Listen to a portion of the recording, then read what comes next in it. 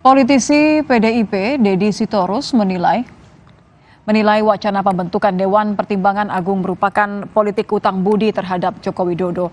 Menurutnya, koalisi pendukung Prabowo Gibran berupaya membalas dengan menempatkan Jokowi sebagai Dewan Penasehat Khusus melalui DPA. Nah, inilah yang hari ini kita lihat sekarang Pak Prabowo sibuk mikirin gua balas budinya ke Pak Jokowi gimana ya? Sehingga muncullah ide membuat tempat yang namanya DPA yang sudah kita hapus dari Undang-Undang Dasar melalui perubahan keempat. Ini Koalisi Indonesia Maju harusnya ganti nama jadi Koalisi Indonesia Mundur atau Koalisi Indonesia Muter-Muter. Karena apa? Yang namanya DPA itu adalah masa lalu kita, koreksi kita terhadap kelembagaan yang tidak efektif pada pemerintahan Orde Baru.